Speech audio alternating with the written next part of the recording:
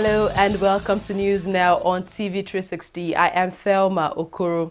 The Independent National Electoral Commission (INEC) says it is ready to conduct the governorship election in Ondo State come Saturday, November 26th. Segun Agbaje, who is a resident electoral commissioner of Ondo State, says the electoral body has no plans to move the election. This comes as after the state's governor Olusegun Mimiko called on INEC to postpone the election, saying the candidate of the PDP, Eyitayo Jegede, was only upheld as the party's candidate barely 48 hours ago. On Thursday, Jegede also stormed INEC's office, urging the body to postpone the election. INEC, however, has refused his request. According to the body, all the sensitive and non-sensitive materials are on ground for the election. Contrary to reports, the electoral body also says adequate security has been provided for the election. Jegede, alongside Rotimi Akeredolu and the candidate of the All Progressives Congress, and Olushola Oke, the candidate of the Alliance for Democracy Party, are major contenders for the post of governor in Ondo State. Adedayo Adeyeye, the publicity secretary of the Ahmed McCarthy faction of the People's Democratic Party, has hailed the Supreme Court's judgment which affirmed Eyitayo Jegede as the party's candidate in Saturday's election in Ondo State. Speaking to newsmen after the judgment, he described the decision as the right one. I've always maintained that the judiciary is the last hope of the common man. And Supreme Court of Nigeria particularly have been noted to dispense justice fairly to all manners of people in all manner of cases. And this we have witnessed again today. We are so happy about this. These people have made every effort to delay the implementation of justice. They have made every effort to frustrate this case. They have made every effort not to allow us to have our authentic candidate in the state elections. But we give glory to God Almighty that all their efforts came to nothing. The 10 people who were never in a hurry at the Court of Appeal, who use all manner of methods. Let me call it method. I don't want to use the word fraud, but to me it's actually fraud. To delay justice, to delay the dispensation of justice, to delay the judgment being given, and now so much in a hurry here in the Supreme Court. But we thank God. We thank God in their own wisdom and applying the law as it should be. The justices of the Supreme Court have struck out all their cases. So Jegede remains the candidate of the PDP. McAfee remains the chairman, the authentic chairman of the PDP. The factional chairman of the PDP has insisted he remains the authentic chairman of the party. He says the Supreme Court's decision, which annulled his faction's primaries in Ondo State, does not affect his leadership of the PDP. Ali Sharif remains the substantive chairman of the PDP unless and until the Court of Appeal, which is sitting in Port Harcourt, and the Supreme Court also asks the court now to go and hear that matter. So that matter has not even come for discussion. Therefore, the issue of discussion is between Jegede and Jimo Ibrahim. We are not in court, and we are not party to it. The People's Democratic Party (PDP) has rejected the decision of the Independent National Electoral Commission (INEC) to appoint Kayode Shoremekun as the returning officer for Saturday's gubernatorial election in Ondo State. Shoremekun, who is the Vice Chancellor of the Federal University, Oye Ekiti, was the returning officer during September's gubernatorial election in neighboring Edo State, which the party's candidate lost. The party say Shoremekun was behind the alleged widespread rigging during the election won by the candidates of the All Progressives Congress. Borno State Governor Kashim Shettima says all internally displaced person camps in the state would be closed down by May 29, 2017. In a press briefing on Friday, Shettima said all the camps will be shut down so that the IDPs could return to their home communities. He says the government has reconstructed all the communities destroyed by the Boko Haram insurgency and have prepared programs to rehabilitate them back into the society. The European Union has urged the Nigerian government to ensure that democracy in the country is in compliance with global human rights practices. Head of the European Union's delegation to Nigeria, Ambassador Michael Arion, made this demand during the Nigerian-EU Human Rights Dialogue on Friday in Abuja. As you know, respect for human rights and democracy cannot be taken for granted, even in our own European democracies. So it's a daily fight, it's a daily struggle to make sure that democracy and democratic principles are always complied with. The point is certainly to try to have perhaps a better alignment between the EU patterns and the Nigerian patterns, but maybe more importantly, to see Nigeria perhaps more aligned with other African countries, because we have seen other African countries sometimes more aligned on us than Nigeria is. So that's something we really would like to, I think, informally work on. I'm saying informally because it's not an EU competence to harmonize position in the UN, but it's certainly something we can work together on an informal basis here in Abuja. And a second possible practical follow-up would be perhaps to work on something that is very close to our heart, which is the Gender and Equal Opportunities Act. Nigeria is therefore open to discussions on human rights issues, as we are committed to global best practices in this sphere. It is in this regard that we are promoting the domestication and implementation of international conventions already ratified by the federal government in the important realm of human rights and good governance. However, the government of Nigeria acknowledges that the path to doing so is strewn with difficulties, bordering on cultural sensitivities and practices. Nigeria has identified with and will continue to implement all relevant international instruments and conventions on human rights and international law, including the 1948 Universal Declaration of Human Rights, the 45 UN Charter, as well as other international instruments in this area. The National Logistics Committee on Internally Displaced Persons has donated seized bags of food to the Borno State government for distribution to victims of the Boko Haram insurgency. The exercise was carried out by the Nigerian Customs as part of the government's plan to cushion the effect of the insurgency on the Nigerian citizens. The donations consisted of 11,517 bags of rice seized and declared contraband by law. A former military head of state, Yakubu Gowon, has urged Nigerians to support the efforts being made by the federal government to address the economic problems confronting the country. He was speaking in Abuja at the 2016 annual lecture organized by the Center for Democratic Governance in Africa. The ex-head of state said the troubles Nigeria had gone through over the past few years had made Nigerians to see the difference between a self-sustaining economy and the one that relied totally on a wasting assets such as crude oil. Nigerian lawmakers have accused former President Olusegun Obasanjo of planning to derail the government of President Muhammadu Buhari following his critical comment of the president's handling of the country's economic problem. Ex-President Obasanjo had earlier this week criticized President Buhari for his plans to borrow $29.96 billion from foreign sources to grow the Nigerian economy. Now, the former president also criticized the National Assembly, describing the legislative arm of government as, quote, a den of corruption. However, in a swift response, the House slammed the former president's comments. Nigeria's Minister of Information and Culture, Lai Mohammed, has explained how he addressed the challenge of employment racketeers in his ministry and agencies. Addressing members of the Senate Committee on Culture and Tourism, the minister assured that the ministry was committed to fighting the challenge of ghost workers and assured of bringing the perpetrators to book. He said he had directed all the agencies under the ministry to submit their nominal rolls, and anyone that failed to do so would have itself to blame for non-payment of its workers' salaries from January 2017.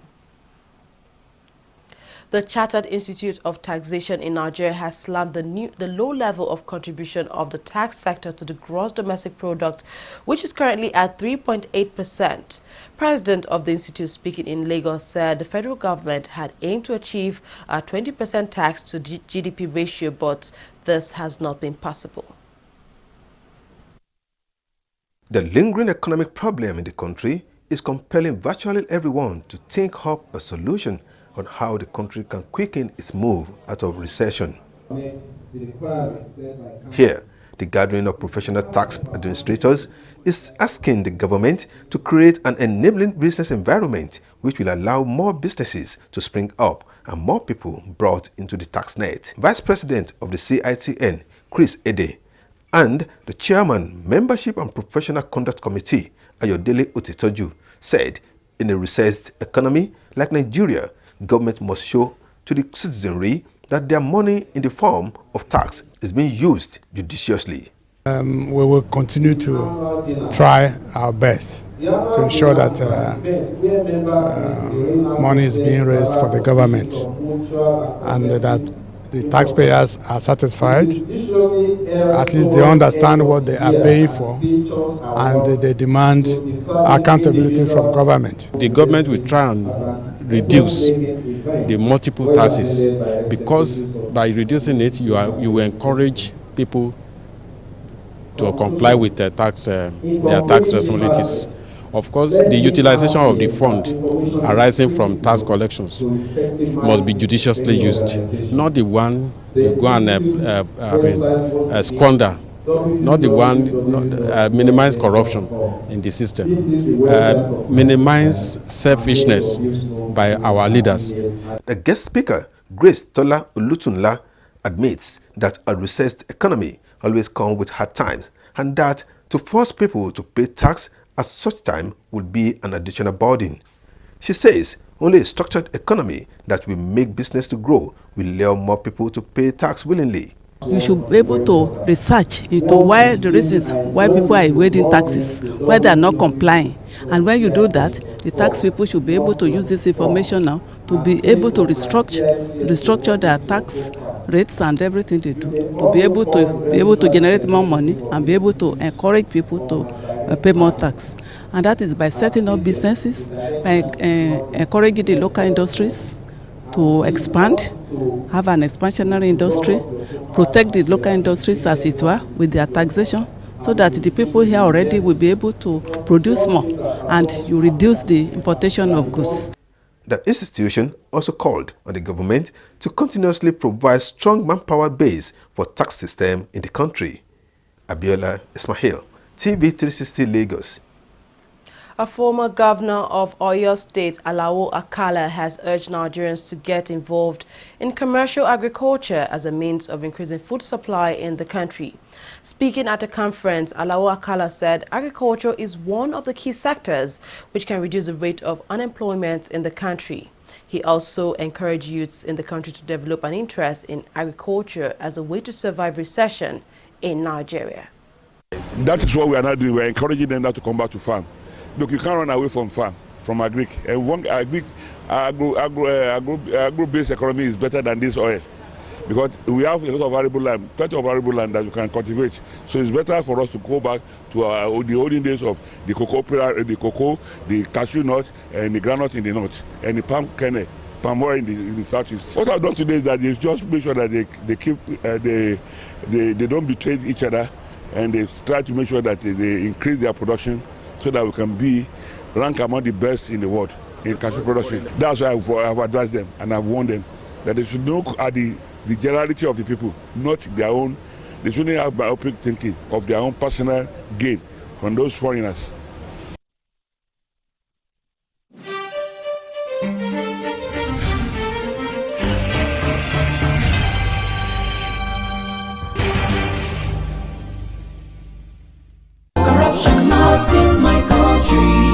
Hello?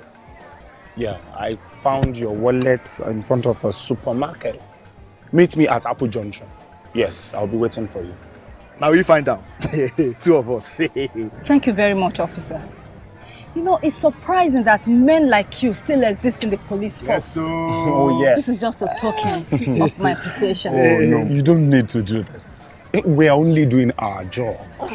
Thank you very much. God bless you. You're welcome. Now I know police is really my friend. Yes. Friend. Hey.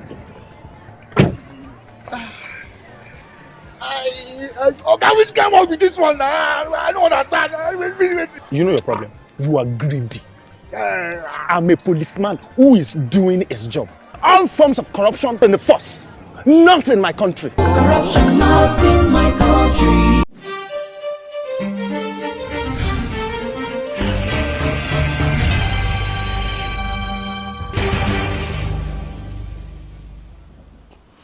Glad to have you back. The Naira is expected to depreciate slightly at both the official and parallel markets on the back of gradual increased demand for foreign exchange by small businesses stocking for forthcoming Christmas and New Year sales.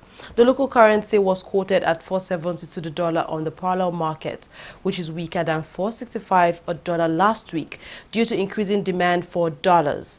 Commercial banks quoted the Naira at $305 per dollar on the official window, near levels it has closed since August. Traders say the clampdown on black market operators by security agents had negatively impacted dollar supply to the market. The Central Bank of Nigeria has given access to over 8,000 requests for foreign exchange valued at over $867 million to manufacturers and other strategic actors in the Nigerian economy, according to a statement by Acting Director, Corporate Communications Department. The access is part of CBN's resolve to ease foreign exchange pressure on manufacturers.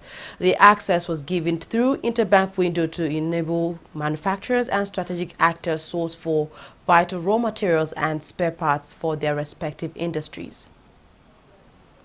The Securities and Exchange Commission has re-emphasized the need for investors in the Nigerian capital market to get registered in the new e-dividend platform.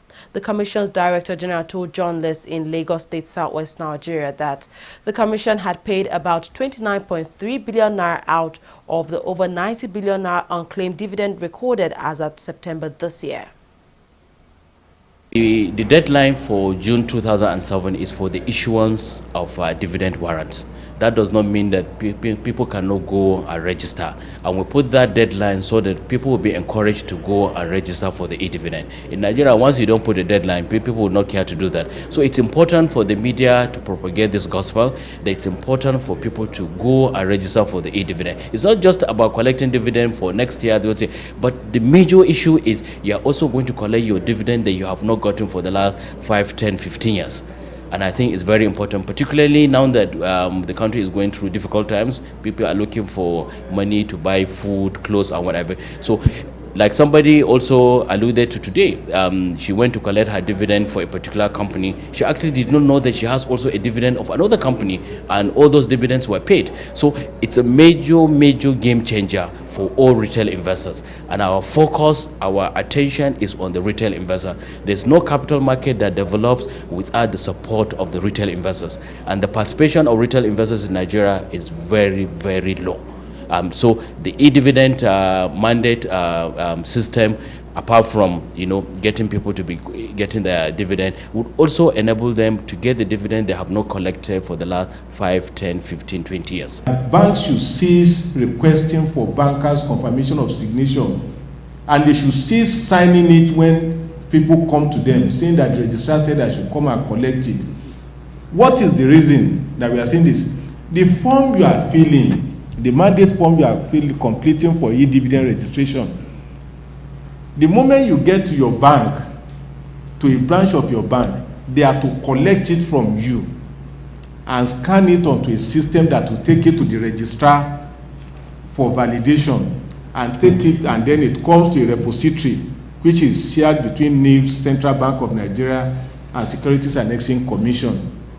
And so let people be aware. It's for you to ask for your rights when you get to the banks. Some banks are still not aware that they don't need to put an SB signature verified on those forms. If a bank operative, CSO or cashier says you have to, the form I brought to him as an investor for mandating my account is return it to you. Tell him he's an illiterate, he doesn't know what he's talking about. He's supposed to collect that form from you, confirm your account details, confirm your BVN, and then let you go.